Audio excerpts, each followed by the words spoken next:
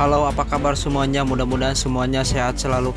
Kali ini saya akan merangkum sebuah film yang dibintangi oleh mamang saya, yaitu Michael Zewit. Tidak usah bercekcok di awal, mari kita saksikan saja alur kisah yang sangat beradrenalin ini. Alur cerita dari awal sampai selesai.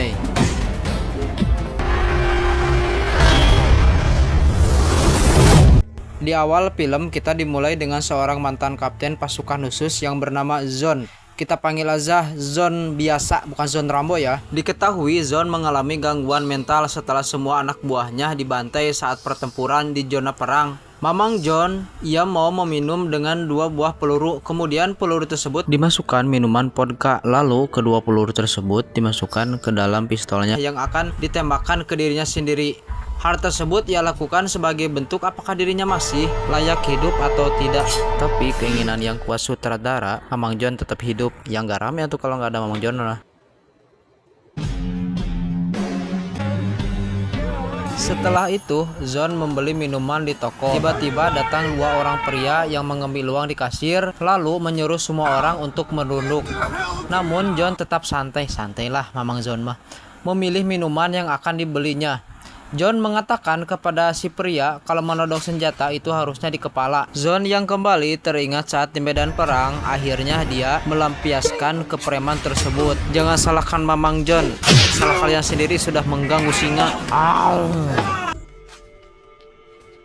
Keesokan harinya saat di rumah, Zon kedatangan seseorang yang langsung memarahinya. Orang tersebut ternyata adiknya sendiri yang bernama Cindy.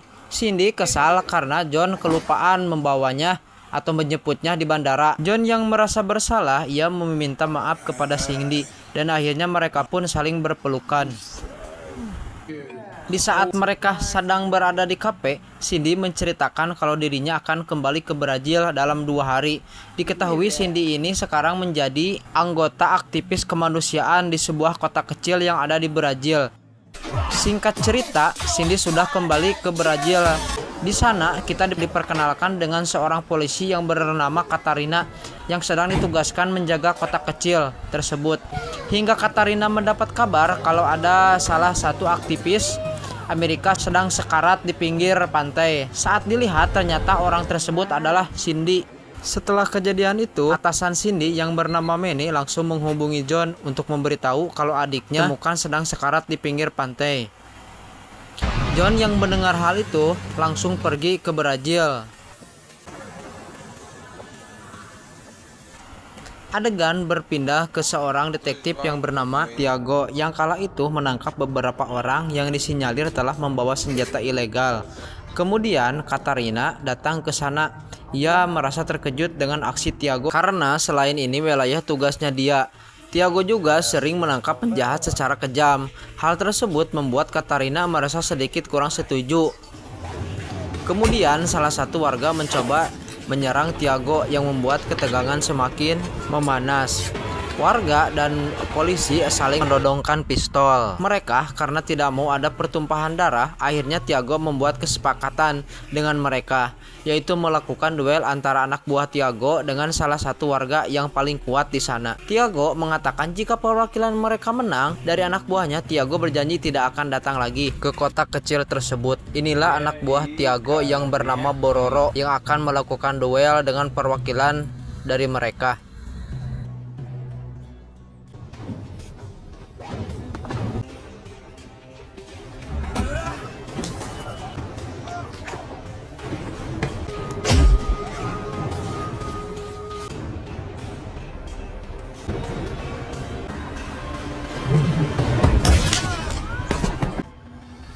Ternyata Bororo tidak terlalu kesulitan untuk mengalahkan orang yang menjadi wakil mereka.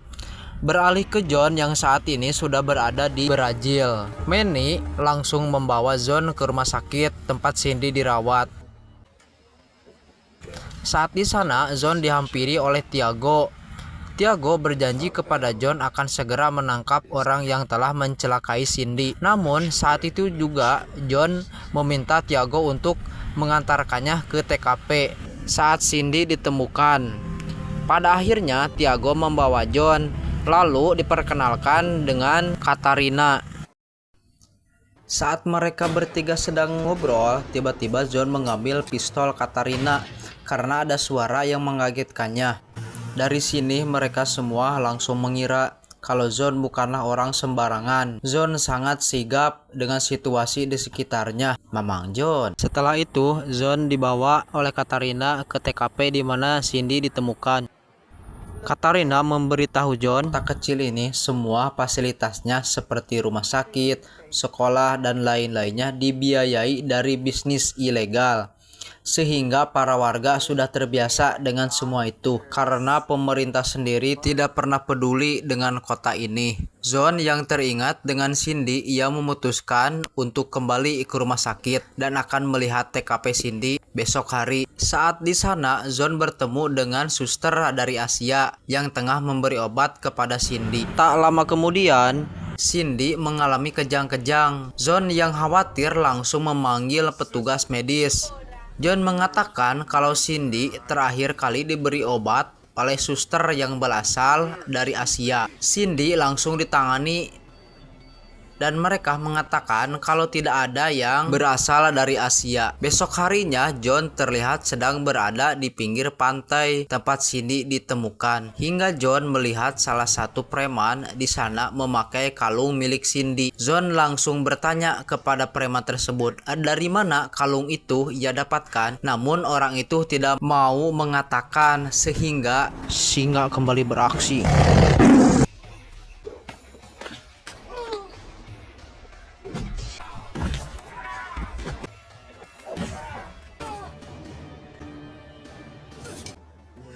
Tiba-tiba Katarina datang untuk melerai mereka. Akhirnya orang itu mengatakan kalau Cindy adalah orang yang merawat adik kecilnya. Sayangnya adiknya itu kini telah diculik.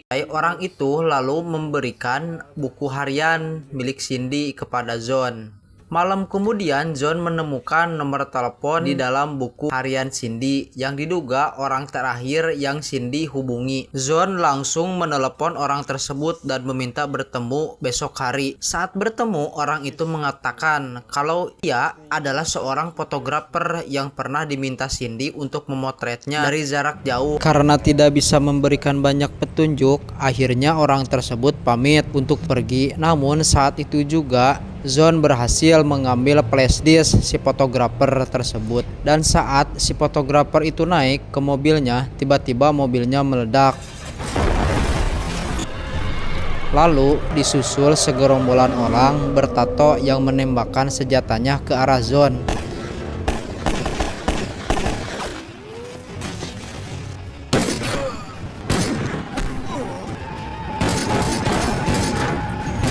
Beruntung, Mamang John berhasil selamat dari serangan tersebut. Setelah itu, John menemui Manny untuk mengecek flashdisk yang dibawanya.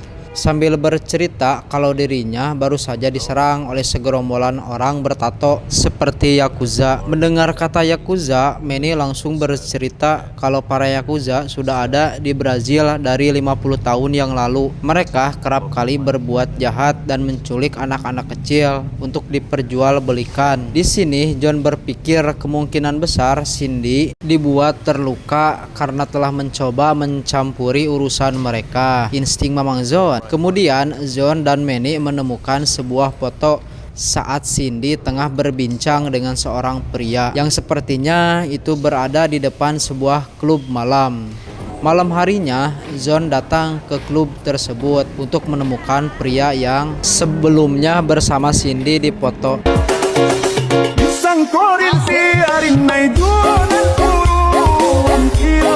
Di sana, John dengan mudah menemukan pria tersebut karena dia merupakan seorang DJ. Saat dia kebelet mau ke WC, John langsung mengikutinya. John menghabisi satu penjaga yang berada di sana. Setelah itu John bertanya kepada si DJ, apakah mengenal Cindy? Namun DJ itu mengatakan kalau dirinya sudah lupa. Dan inilah yang John lakukan agar DJ itu bisa mengingat Cindy. Beberapa kali kepala DJ itu dimasukkan ke dalam kloset lubang lah. Hingga akhirnya si DJ itu mengatakan kalau yang membuat Cindy sekarat tak lain adalah bosnya. DJ itu hanya memberitahu Zon tempat usaha bosnya saat ini. Besok harinya, Zon ditemani Manny langsung pergi ke alamat tersebut. Bersamaan dengan itu, Tiago dan Bororo mengajak semua anak buahnya untuk menghabisi para pemuda yang dianggap kriminal di kota kecil tersebut. Hal itu sebenarnya sangat berlebihan, mengingat para kriminal itu juga adalah orang-orang yang mendanai fasilitas umum yang ada di sana. Saat sampai di sana, dengan brutal mereka menghabisi para pemuda yang diduga terlibat bisnis ilegal kayak di negeri Konoha wae mah. Hingga salah satu anak buah Tiago berhasil menemukan sekelompok pria Jepang yang tengah menculik anak-anak di kota tersebut. Tak lama kemudian Tiago dan Bororo datang. Anehnya, di sini Tiago malah menghabisi anak buahnya sendiri. Ampun ah. Akhirnya kita dapat menyimpulkan kalau Tiago dan Bororo selama ini bersekongkol dengan para Yakuza. Dan alasan kenapa Tiago membantai para pemuda di sana tak lain karena mereka sering mengagalkan bisnisnya. Di sisi lain, John akhirnya sampai ke tempat bisnis para Yakuza. John menyuruh Manny untuk kembali, sementara dirinya akan menyelesaikan masalahnya. Saat masuk ke sana, John langsung menghabisi satu persatu dari mereka.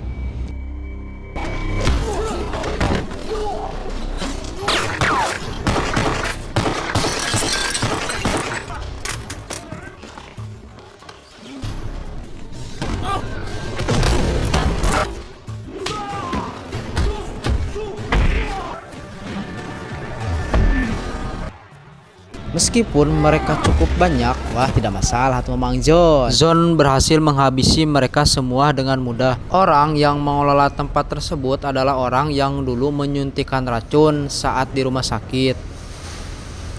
Ia pun langsung menghubungi bosnya yang bernama Kirimoto. Kirimoto meminta si pengelola kembali ke rumah sakit, sementara permasalahan itu akan diberikan kepada Tiago dan Bororo yang merupakan sekongkol dari mereka.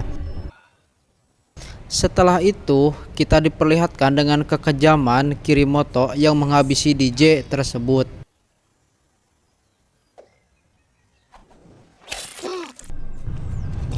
Kemudian keganasan John langsung dihentikan oleh Tiago dan Bororo. Lalu datang juga Katarina ke sana untuk menghentikannya. John mengatakan kepada mereka kalau dia punya bukti kejahatan Yakuza di dalam sebuah koper yang ia bawa saat di klub malam. Tiago mengatakan kalau koper akan dia bawa untuk dia selidiki. Ketika John keluar bersama Katarina, akhirnya John mencurigai Tiago dan Bororo bersekongkol dengan para Yakuza. Hal itu ia dapat simpulkan saat Tiago menyebutkan nama si DJ yang padahal John tidak pernah menyebutkan dari mana Tiago mengetahuinya. Saat itu juga John menyuruh Katarina untuk menjaga adiknya di rumah sakit, sementara dirinya akan mengintai Tiago dan Bororo. Saat Katarina masuk, ternyata wanita Yakuza itu sudah berada di sana untuk menghabisi Cindy. Tak pikir panjang, Katarina langsung menghabisi wanita Yakuza itu. Di sisi lain, kita diperlihatkan Tiago mengunjungi gudang di pelabuhan. Ternyata saat itu John menyelinap di bagasi mobilnya. Saat John keluar, ternyata tempat itu adalah markas Yakuza yang dijadikan tempat penampungan anak-anak yang diculik. Semua anak-anak itu akan segera dikirim ke luar negeri untuk diperjualbelikan. Tanpa pikir panjang, John langsung menghubungi Manny dan menyuruhnya untuk mengirim polisi ke tempat tersebut. Saat para Yakuza itu berkumpul, terdengar suara tembakan di luar. Mereka langsung mengira kalau itu adalah ulah John. Kirimoto pun menyuruh mereka berpencar untuk mencari keberadaan John. John pun lalu masuk ke dalam untuk menghabisi mereka satu persatu.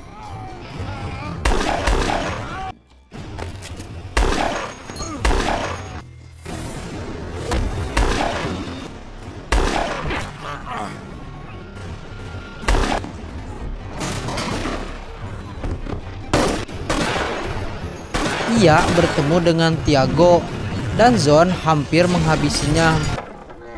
Beruntung Bororo datang dan melawan John. Dengan jurus atau ilmu capoeira, Bororo berusaha untuk menghabisi John. Namun sayangnya kemampuan Bororo belum bisa menumbangkannya. Tiba-tiba Tiago datang dan membantu Bororo. Tak lama kemudian, sang ketua Kirimoto datang ke sana untuk menghabisi Zon. Pada akhirnya Zon harus melawan mereka bertiga.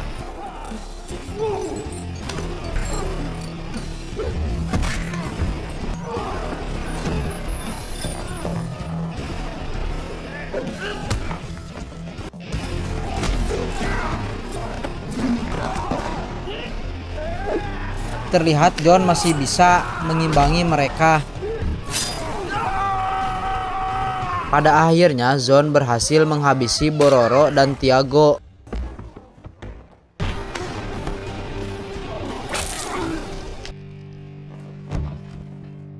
Kemudian Zon tinggal berduel dengan sang ketua Yakuza yaitu Kirimoto. Zon mengambil paralon besi untuk melawannya.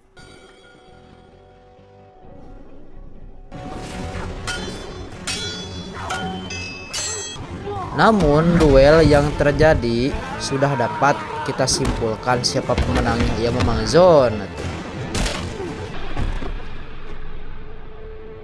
Tiago yang masih hidup, ia menyesali perbuatannya yang telah bersekongkol dengan ketua Yakuza yaitu Kirimoto. Lalu Zon memberikan pistol untuk memilih bunuh diri atau ditangkap. Saat John berjalan keluar, terdengar suara tembakan yang berarti Tiago memilih menghabisi dirinya sendiri. Seperti biasa, setelah semua kejadian itu selesai, para polisi pun datang untuk menangkap para penjahat yang masih pingsan. Terlihat anak-anak yang akan dijual itu kini berhasil diselamatkan oleh Zon seorang diri. Zon kembali ke rumah sakit. Saat ini Zon masih menunggu adiknya untuk kembali sembuh. Namun dokter itu mengatakan kalau Cindy adiknya akan kembali sembuh setelah dirawat selama beberapa tahun. Hal itu disebabkan luka dalam dan cedera otak yang dialami Cindy yang cukup parah. Esok harinya terlihat Manny dan Zon sedang mengobrol di pinggir pantai. Di sana Manny mengajak Zon untuk bekerja bersamanya. Namun Zon menolak karena ia masih belum siap menjalankan tugas apapun. Hingga akhirnya Manny mengatakan kalau biaya rumah sakit Cindy akan ia tanggung sampai Cindy sehat kembali. John baru tersadar kalau Cindy pasti akan membutuhkan biaya yang sangat banyak, mengingat ia akan terus di rumah sakit selama beberapa tahun. Akhirnya John menerima ajakan tersebut. Kemudian film pun selesai. Sedikit kata di akhir video. Lambat laun semua kebenaran pasti akan terbongkar meskipun itu butuh proses. Sepandai-pandainya tumpai melompat akan jatuh juga. Serapi-rapinya orang menyimpan bangkai pasti akan tercium juga. Terima kasih yang udah nonton, mudah-mudahan semuanya sehat selalu. Sampai jumpa di video selanjutnya. Jangan lupa like, subscribe, dan komen ya. Hatur nuhun, terima kasih.